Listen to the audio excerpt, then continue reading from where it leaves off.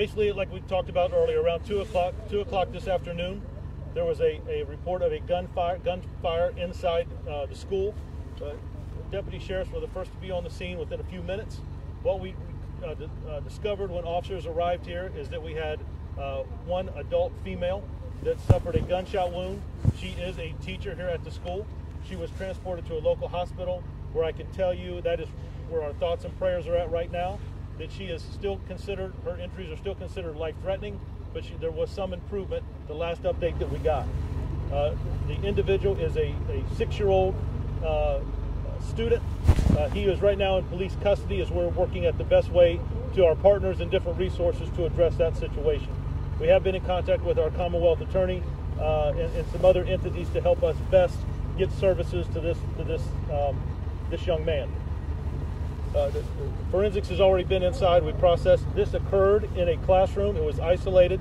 This was not a situation where we had a student going up or any other individuals going up and down the halls with actively firing in a long shooting incident. It was in a classroom, an altercation that took place there. That class has been processed. When we responded here, as we brought in, we tried to coordinate a police line for parents to gather. We had great resources, our partners, school board members, of course, Dr. Parker. We have a great working relationship. The mayor, the school staff here. What the officers did when they got here is they coordinated to move all the students and the faculty to the gymnasium, to bring everyone together and then to keep the kids interacting. You can imagine some of the fears and concern that they have as they're moving through the hallway. We did that systematically, but still in a safe and tactical situation to make sure we didn't have anything else. As they arrived, we did hallway by hallway, and I cannot tell you, I have to say, I cannot be more impressed with the faculty at this school. And I'm not just talking about teachers. I'm talking about every adult here played a role in helping us facilitate that movement. And it worked very, very well. I understand parents there was some frustration as we wanted to make sure we worked with our school system to make sure we got parents and students back together. And Dr. Parker may talk more about that, but you can understand the frustration of just wanting to make sure, put their arms around their young one, and I can understand that. So I want to thank the citizens of this city that picked up their children today and how well they worked with us. The sheriff's department did an amazing job. The faculty and staff here, I just can't talk more about the work that they did. As you can imagine, this is a hard situation. It's a hard situation for families. It's a hard situation for our most valuable residents here, as our young people, right? That's our future. We got to shake hands and give some high fives, but I saw a lot of tears today. And I'm not just talking about in students' eyes, right? I could not be more happy how the officers cleared this facility, walked and interacted with students. The faculty, again, I just cannot be more appreciative. I want to thank the mayor. He came in with us. He went out and walked the crowd and explained to citizens what we were doing in our process. And Mr. Mayor, I just want to tell you thank you for that. I appreciate that. And Dr. Parker, who was with us, you see behind me, members of the school board, they were here inside making sure the kids were okay. How can we help? And it wasn't standing around. I mean, school board members were walking kids to their parents to make sure they were okay. So I'll take a few questions, but then I want to make sure to step aside for the mayor and Dr. Parker if you have any questions for them. Is it true that some of your second grade classrooms do not have doors to them? Well, so I'm going to take any questions I can about what I've talked about, and then I'm going to step aside. You mentioned there was an altercation involving a 6-year-old. Can you expand on that? The only thing I can tell you is that the altercation was between a 6-year-old, the student, who did have the firearm, and the teacher, and then a round was fired. Like I said, she suffered a gunshot wound and has been transported to the hospital. That's where my thoughts and prayers are at right now. When I leave here, I'm going to get another update, but Chief Grinstead has been keeping us informed about how she's doing at the hospital. And Chief, are you intentional or accidental? This was not an accidental shooting. And Chief, are you in touch with the child's parents right now? What are they saying at this time? Can you say? So right now, Chief Creswell and his staff, Captain Petrosky and Lieutenant Fish, are handling that investigation. I'll get a brief on that when I leave here. As we talked a little bit earlier, the #1 priority for me was to get those students back with their families.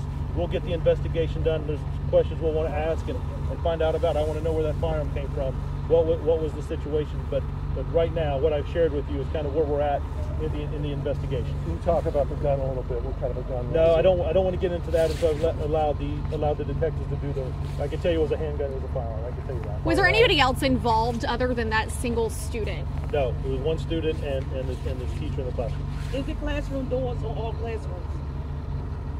So I'm going to let the school members talk about that. I'm going to step aside for the mayor and then Dr. Parker. What I can tell you is that those officers went through and cleared those rooms. You can imagine we're dealing with elementary kids, and those kids did an amazing job today. They did an amazing job, and I cannot be more proud of them. Chief, how old is the teacher? I can tell you she's an adult female, and she's in her 30s. I don't know a time frame that she's been here yet. Chief, last question. Did the shooter and the teacher know each other? Were they relatives of any kind? I don't believe they were relatives, but they knew each other, classroom and teacher type structure. Okay? All right.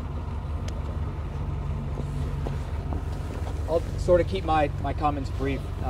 Newport News is a community. We are going to succeed or we're going to fail together. Today, I could not be prouder of our public servants who were here very, very quickly. The outer cordon, inner cordon were established.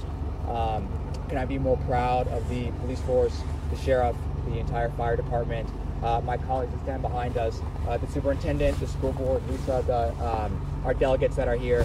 Newport News is a strong community, and we are always going to be together. It hurts my heart. After this, I'm going to go to the hospital and talk to the family and spend the night there. But it's a dark day for Newport News. We're going to learn from this, and we're going to come back stronger. So I'll take some questions at this time, very briefly, and then I'll get over to the school board. Mayor, you've been in office just a week or so. What's it like to have this so quickly in your administration? Yep. So legally since January 1st, we take office January 10th. So this is a team effort, not just the mayor, it's the city council, the school board. This is a surreal experience, but I was so proud to see how our officers handled it, how everyone was calm, was peaceful, they were able to get the children, account for them. I'm very proud of that. And how are you going to take this? I know it's fresh. Yeah. How are you going to take tonight and move forward in your term when it comes to addressing gun violence among such young children? This is the youngest we've seen in a very long time. Yes. So right now it's still raw right now, but I will tell you is there's going to be a full after action, not only from internally of the city council, with school board and others, but we are going to ensure that we have the right steps and policies so this doesn't happen again. Mayor, do you believe in medical tests? Do you believe in it? Yeah, I'm going to let the school board and superintendent talk about that. Yeah. Anything else? Perfect. Thank you. Thank you.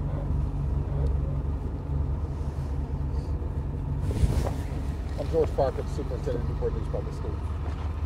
Is it Dr. George Parker? Dr. George Parker. Thank you. And what I really say is today our students got a lesson in gun violence and what guns can do to disrupt not only an educational environment but also a family, a community. And I reiterate what the mayor said, that Newport News is a very proud community. We pride ourselves in working diligently to provide a safe learning environment for all students. The efforts we saw today by our faculty were admirable, and the response that it took to get our kids, make sure our kids were safe, make sure our parents were reunified with the students in as timely as we can make it. We don't plan for these incidents, but we do plan to have plans to make sure our students are safe. We need the community support, continued support, to make sure that guns are not available to youth. And I'm sounding like a broken record today because I continue to reiterate that we need to keep the guns out of the hands of our young people. This is evidence today that these are the things that happen when we have access to weapons. I really feel for this community, the RichNet community at this time. I saw the fear on some of our parents' faces. I saw the fear on our students' faces. We will not be in school on Monday as we work on the mental health of our staff and our students. We'll continue to work on that, and we'll be putting more information out to parents in the days to come as far as how we will move forward as a school and as a community. Is this going to ramp up your the usage of metal detectors in the schools? We have already moved forward in many ways with random metal detection and standard metal detection in many of our schools. Whenever there's a threat, we have threat procedures in place. Do you have a metal detector here at the school? We do have metal detection capability in all of our schools. The kids walk through a metal detection every day. We do not do that. We use random metal detection, and we usually do that. Well, we don't let folks know when we're going to do it. But if we have a perceived threat or an issue, we administer random metal detection on those days. We can check individual classrooms, individual students, and students as they come off the bus. But so we have procedures in place.